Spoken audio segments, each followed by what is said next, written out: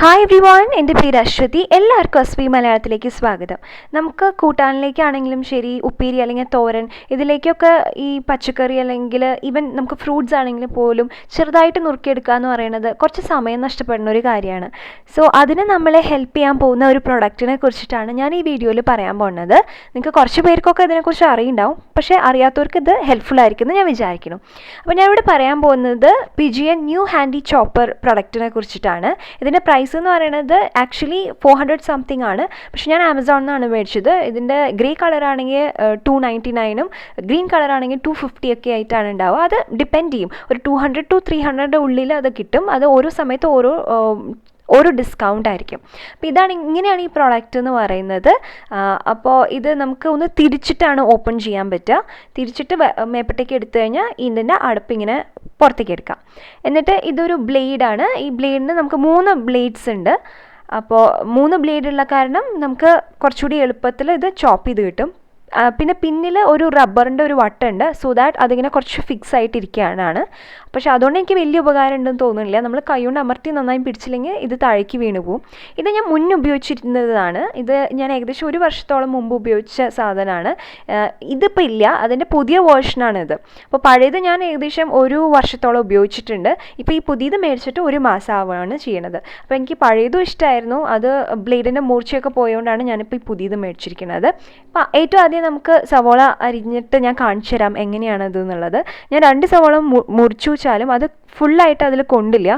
പിന്നെ ശ്രദ്ധിക്കേണ്ട കാര്യം എന്താണെന്ന് വെച്ച് കഴിഞ്ഞാൽ നമ്മൾക്ക് ഇങ്ങനെ കുത്തി നിറയ്ക്കാൻ പറ്റില്ല. അങ്ങനെയാണെങ്കിൽ അത് ശരിയാവില്ല, അത് വേഗം ചീത്തയായിപ്പോവും. ഏകദേശം 3/4 ഭാഗത്തോളം ആണ് നമുക്ക് നിറയ്ക്കാൻ പറ്റുക. അതുകൊണ്ട് തന്നെ സവോളയുടെ കുറച്ച് മാത്രം എനിക്ക് ഇടാൻ പറ്റിയില്ല. എന്നിട്ട് ഈ കോഡില്ലേ, അത് നമ്മൾ വലിച്ചുകൊണ്ടിരിക്കുക. 2-3 തവണ വലിക്കുമ്പോൾ കുറച്ച് ചെറുതാവും, പക്ഷേ നമുക്ക് വേണ്ടത്ര ചെറുതാവും വരില്ല. അങ്ങനെയാകുമ്പോൾ നമ്മളത് കണ്ടിന്യൂ ചെയ്തുകൊണ്ടിരിക്കാം. പിന്നെ കുറച്ച് നമ്മൾ ഇങ്ങനെ കോഡ് വലിച്ചതിന് ശേഷം ഒന്നിങ്ങനെ ഇതുപോലെ ഒന്ന് ഇളക്കി കൊടുക്കുക. സോ ദാറ്റ് മുകളിൽ കിടക്കുന്ന സവോളയൊന്നും ചിലപ്പോൾ ചെറുതായി കട്ടായി വരില്ല. അതുകൊണ്ട് അതൊക്കെ ഒന്ന് മിക്സായി വരാൻ വേണ്ടിയിട്ടാണ് നമ്മളിങ്ങനെ ഒന്ന് ഇളക്കി കൊടുക്കണത്. അതിന് ശേഷം നിങ്ങളിപ്പോൾ കണ്ടില്ലേ, നല്ലോണം ശരിയായി വന്നിട്ടുണ്ട്. നല്ല ചെറുതായിട്ട് നുറുക്കിയെടുക്കാൻ പറ്റുന്നുണ്ട്. നമ്മൾ കൈകൊണ്ട് നുറുക്കിയാൽ ഇത്ര ചെറുതായി എനിക്ക് പറ്റില്ല കേട്ടോ. എനിക്ക് ഇത്ര ചെറുതാക്കി നുറുക്കാൻ പറ്റില്ല. അപ്പോൾ നന്നായി വന്നിട്ടുണ്ടെന്നാണ് എനിക്ക് തോന്നുന്നത്. പിന്നെ ഇത് നമ്മൾ തക്കാളിയാണ് ചെയ്യാൻ പോകുന്നത്. 2 തക്കാളി കംപ്ലീറ്റ്ലി എനിക്ക് ഒരു മീഡിയം സൈസ് തക്കാളി ആണെങ്കിൽ ഇതിൽ കൊള്ളും. എന്നിട്ട് എഗെയിൻ ഇതേപോലെ ഈ കോഡ് ഇങ്ങനെ വലിക്കുക. ഒരു 10 തവണയൊക്കെ വലിക്കേണ്ടി വരും. വലിച്ചു കഴിഞ്ഞാൽ വളരെ ചെറുതായി കിട്ടും. പക്ഷേ തക്കാളിയുടെ പ്രശ്നം എന്താണെന്ന് വെച്ച് കഴിഞ്ഞാൽ അതിൻ്റെ ഷേപ്പ് നമുക്ക് കിട്ടില്ല. നമ്മൾ നല്ല സ്ക്വയർ ഷേപ്പിലൊക്കെ നുറുക്കുകയാണ്, അതേപോലെ കിട്ടില്ല. ഇത് കുറച്ച് ലിക്വിഡൊക്കെ അതിൽ നിന്ന് വരും. പക്ഷെ നമ്മൾ മസാലക്കറിയിലൊക്കെയാണ് ഇടുന്നത് വെച്ചാൽ അത് നമ്മളെ ബാധിക്കുന്ന ഒരു കാര്യമല്ല. സലാഡിലൊക്കെയോ അങ്ങനെയൊക്കെ ആണെങ്കിൽ അത് അത്ര നന്നായി എന്ന് വരില്ല. ഇനി എഗെയിൻ നമ്മൾ ക്യാരറ്റാണ് ചെയ്യാൻ പോകുന്നത്. ക്യാരറ്റ് ഇതേപോലെ ചെറുതാക്കി നുറുക്കുക ഇത്തിരി കഷ്ടപ്പാടാണ്. കാരണം ക്യാരറ്റ് നല്ല ഹാർഡായിട്ടുള്ള വെജിറ്റബിൾ അല്ലേ. അപ്പോൾ സോഫ്റ്റ് ആയിട്ടുള്ള വെജിറ്റബിൾ ആണെങ്കിലാണ് കുറച്ചുകൂടി എളുപ്പത്തിലാവുക. അതുകൊണ്ട് എനിക്ക് ക്യാരറ്റ് കുറച്ച് അധികം നേരം ഇങ്ങനെ ഇതേപോലെ വലിക്കേണ്ടി വന്നു. ഇപ്പോൾ തക്കാളിയൊക്കെ ആണെങ്കിൽ നമുക്ക് 10 തവണ വലിക്കുമ്പോൾ ആവുച്ചാൽ ക്യാരറ്റ് ആണെങ്കിൽ ചിലപ്പോൾ 20 തവണ ആക്കേണ്ടി വരും. പക്ഷെ എന്നാലും ചെറുതാക്കി നമുക്ക് ഇങ്ങനെ ഇതുപോലെ നുറുക്കാൻ പറ്റും. തോരനിലേക്കൊക്കെ ആണെങ്കിൽ ബെസ്റ്റാണ് ക്യാരറ്റ്. പിന്നെ കുഞ്ഞുങ്ങൾക്ക് ഇങ്ങനെ നമ്മൾ സാൻഡ്വിച്ചൊക്കെ ഉണ്ടാക്കുമ്പോൾ ബ്രെഡിൻ്റെ ഒക്കെ ഇടയിൽ വെച്ച് കൊടുക്കാനാണെങ്കിൽ അങ്ങനെയും ഇത് വളരെ നല്ലതാണ്.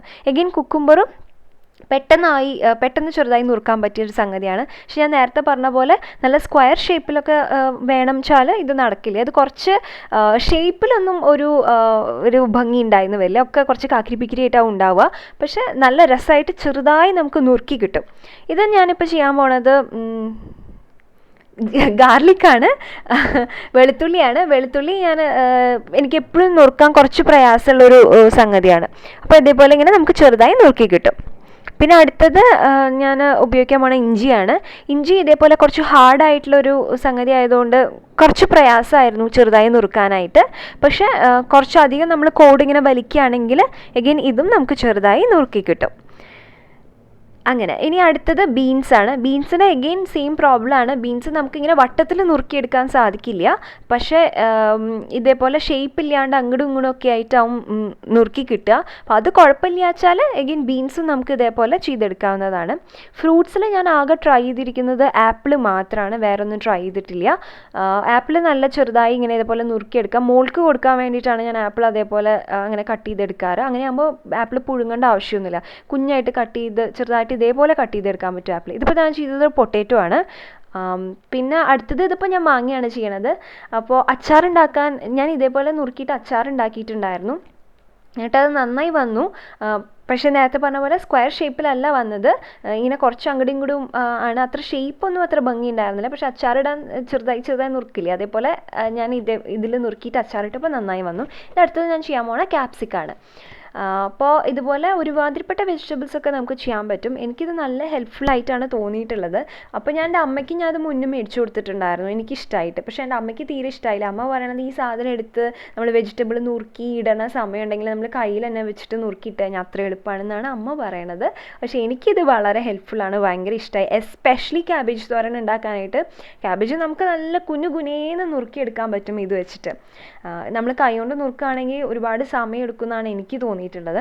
പിന്നെ ഈ പറഞ്ഞ പോലെ 2 ആൾ 3 ആളൊക്കെ ആണെങ്കിൽ എളുപ്പത്തിൽ നമുക്ക് ഈ ഒരു പാത്രം വച്ചിട്ട് പറ്റും. ശരിക്കും 2 ആൾക്കാണ് ഇത് പെർഫെക്റ്റ് എന്ന് പറയുന്നത്. വീട്ടിൽ ഒരുപാട് മെമ്പേഴ്സ് ഉള്ള ആളാണെങ്കിൽ നമ്മൾ ശരിയാണ് കുറേ വർക്ക് ചെയ്യേണ്ടി വരും, കാരണം ഇത് കുറേ തവണ ഇത് ഇടേണ്ടി വരും. പിന്നെ ഇത് ഒറ്റ സൈസിലേ വരുന്നുള്ളൂ. ഇനി ഞാൻ തേങ്ങ ചതയ്ക്കണത് എങ്ങനെയാണെന്ന് കാണിച്ചു തരാം. ഇത് ഞാൻ ചിരകിയ തേങ്ങയാണ്. ചിരകാത്ത തേങ്ങ പറ്റില്ല കേട്ടോ, അതിനുള്ള മൂർച്ച ഉണ്ടാവില്ല. കഷ്ണങ്ങളായിട്ട് തേങ്ങ മുറിച്ചിട്ട് നമ്മൾ ഇടുകയാണെങ്കിൽ പറ്റില്ല. പക്ഷേ തേങ്ങ ഒന്ന് ചതച്ചെടുക്കാൻ വേണ്ടിയിട്ടാണ്, തോരനിലേക്കൊക്കെ ഇടാൻ വേണ്ടി ചതച്ചെടുക്കാൻ വേണ്ടിയിട്ടാണെങ്കിൽ ഇത് പെർഫെക്റ്റ് ആണ്. സോ ഓൾ ഇൻ ഓൾ എനിക്കിത് വളരെ ഇഷ്ടപ്പെട്ട ഒരു പ്രോഡക്റ്റാണ്. അപ്പോൾ നിങ്ങൾക്കും ഇഷ്ടപ്പെട്ടു ഞാൻ വിചാരിക്കുന്നു. ഇഷ്ടമാണെങ്കിൽ ഇതൊന്ന് ട്രൈ ചെയ്ത് നോക്കുക, അത്ര എക്സ്പെൻസീവ് ഒന്നും അല്ല. അപ്പോൾ അത്രയേ ഉള്ളൂ ഇന്നത്തെ വീഡിയോന്. എല്ലാവർക്കും ഹെൽപ്ഫുൾ ആയെന്ന് വിചാരിക്കുന്നു. അങ്ങനെയാണെങ്കിൽ സബ്സ്ക്രൈബ് ചെയ്യുക. അടുത്ത വീഡിയോയിൽ കാണാം. Bye, take care, love you all.